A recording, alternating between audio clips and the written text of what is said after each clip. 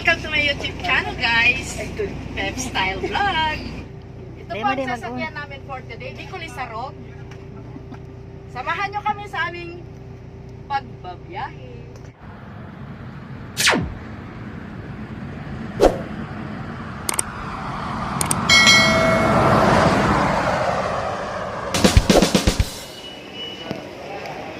So, nandito na kami guys sa bus terminal ng Legazpi. At ito nga ang main entrance. Kailangan nating idaan ang ating mga bagahe, mga gamit, bag. Dadaan po sa x-ray machine ito. Tulad din po ito ng nasa airport. Yan. Ganun po ang seguridad ng terminal ng Legazpi. Ni-ensure nila na wala tayong nilalabag sa regulasyon ng terminal. Ito guys, papasok na kami dito sa ticketing boat. Actually, meron na kaming reservation. Kinukuha lang namin yung boarding pass.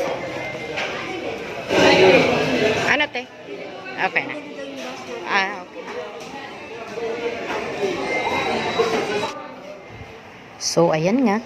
Nakuha na namin ang aming boarding pass. Papunta na kami doon sa gate ng Bicol Isarog. Ang mga kasama ko ay si Atelina, si Kai, at si Janice, ang aming kumari.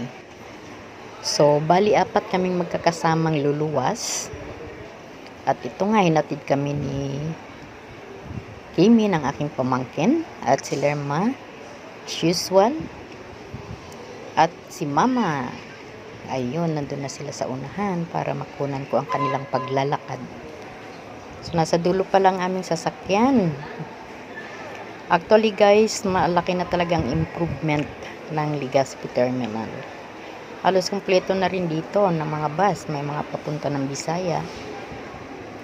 Ayan, nandun na pala kami. Hinagahan namin ang puntag dito guys para ensure na makapasok ng maayos ang aming mga bagahe. Ayan, doon pala kami sa 4. Gate 2. So, nandito na kami guys. Bali, punta na kami sa labas. Punta na kami doon sa bus number na aming sasakyan. So, ayan. Kailangan maunan na kami para safe na mailagay namin ang aming mga bagahe sa estribo. So, ayun, sa kabila pala kaming bus. Dito sa bus number 805. Yan. Diyan kami sasakay, guys. Ayan, si Ate Erika. Sipag niya magpalagay ng aming mga bagahe. Biglang bumuhos ang ulan, guys.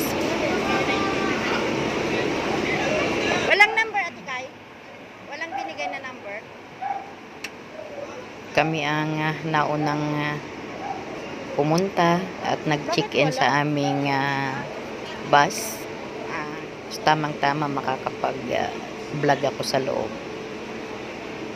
Tingnan natin kung ano ang mai-share ko sa inyo sa biyahe namin ito. Keep on watching guys.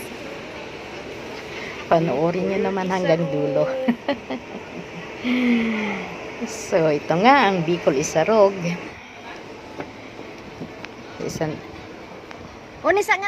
Ito ang loob ng Bicol Isarog, guys. Ito yung lazy 1x2. Ibig sabihin, isang upuan sa isang side at sa isang side is dalawahan. Ayan ang mga upuan niya, guys. Ang lalaki. Parang kasing haling tulad siya ng business class sa aeroplano. Yan.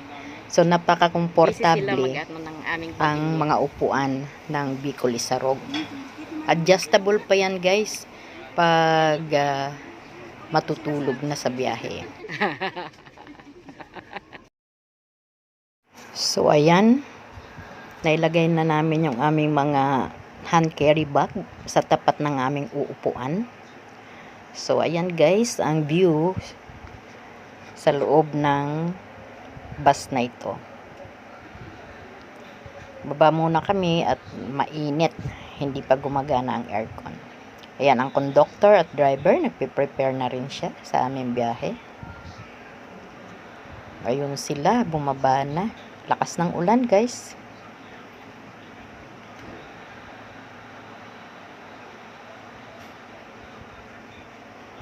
Ayun sila. Nasa baba, ako lang nandito sa taas. So, pauwi na naman kami ng pabalik ng Cavite. Sa biyahe namin ito ay ang kasama ko ay si Ate Lina, si Ate Erica, at si Janice. Nanggaling pa siya sa Naga, guys, para lang makasabay sa amin. Pumunta pa siya ng Legazpi. So, ayan ang driving seat ng bus na ito. So, baba na rin muna ako, guys. So, dito nga. Siguro, maghanap muna ako ng mabibiling pasalubong. As usual, ang well-known na pangpasalubong na galing Bicol is pili nut candy. Ayan si Mama, oh. Marating na ang mga pasahero ng Bicol Isarog, mga co-passenger namin. So, mas maganda talaga pag maagang nakakapunta dahil mas nasa magandang posisyon nakalagay ang aming mga bagahe. Actually, guys, punuan ang mga bus ngayon, kaya maaga kaming nagpa-reserve. So, bali, dito yung seat namin. Ayan.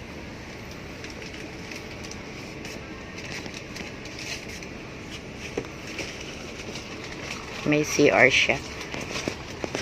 Bali doon.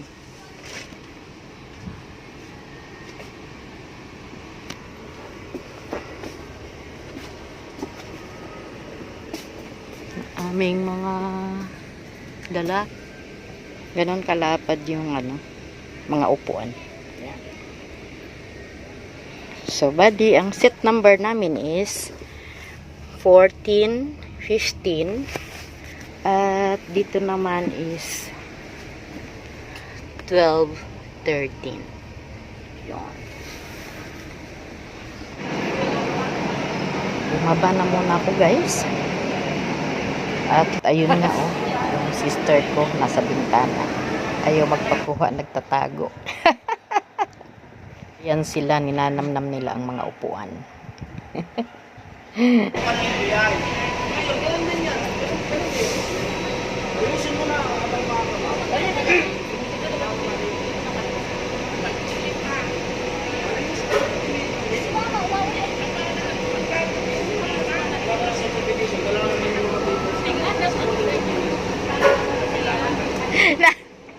Gano'n, binayaan siya.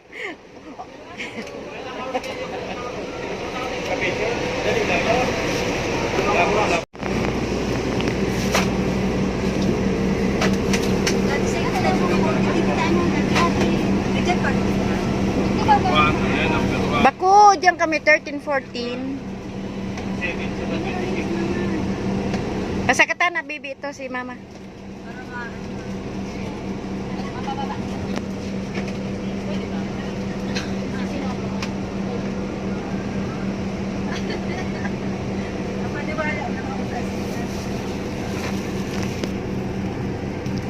Tutukan ako ng aircon, tanganing ano.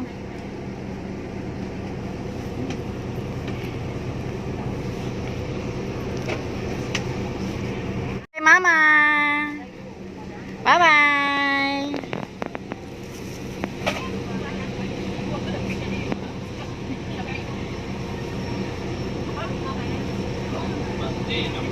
Amin na malak makala. Ayan kami. 23 yan, 23. 26. 26. 26. Ay, sorry. Sorry po. Sige lang.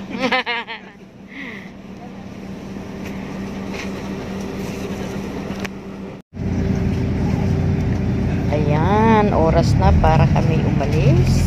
Papalabas na kami ng bus terminal. Ayan, magkasalubong kami Peña Francia bus line. Mga bus na galing sa Manila siguro yan. Here we go. So ayan, papalabas na kami guys. Maulan na biyahe. Maulan. Ayan, nagsisidatingan ang mga bus papasok sa terminal.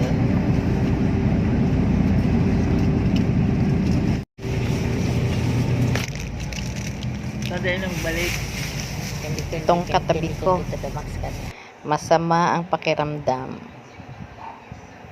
Nauubo siya, kaya kailangan mag-candy si madam. Si ate kahit pakinggan pa ka dyan, maghanap ng candy ate.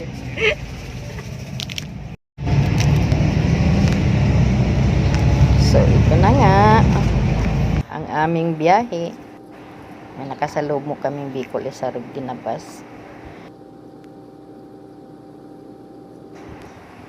Ayan, mga natutulog na ang passenger.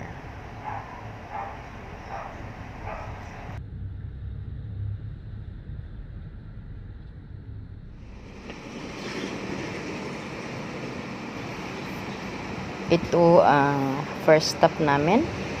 So, bali dito humihinto ang mga Bicol Isarog buses. At ganun din yung Peña Francia.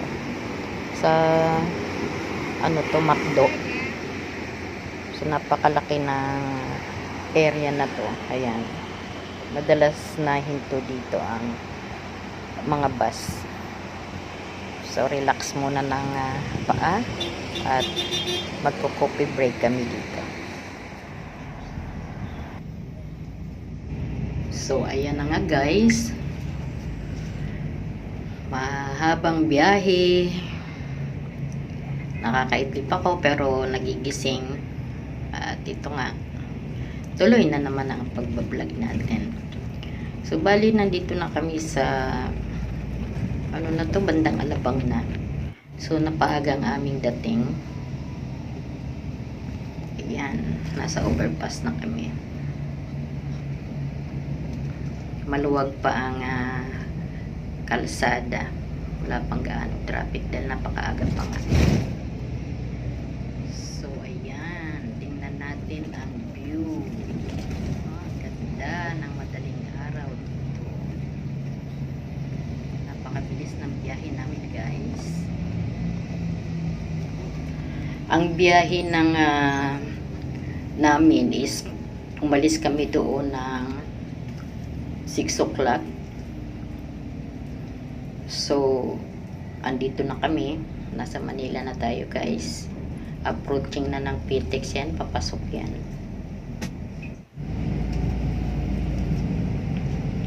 Pasok na kami ng PTEX guys. Ayan. Wow, ganda ng PTEX pala pag madaling araw.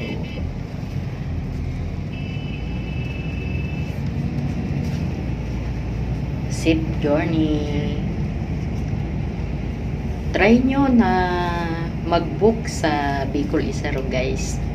Napaka komportable ang pagkakaupo nyo.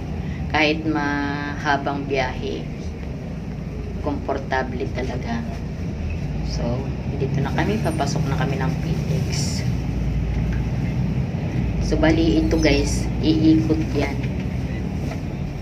Iikot muna hanggang papasok doon sa departure area or arrival area. Departure and arrival area is halos sumiikot ang mga bus sa buong building ng PTEX. Auto na auto.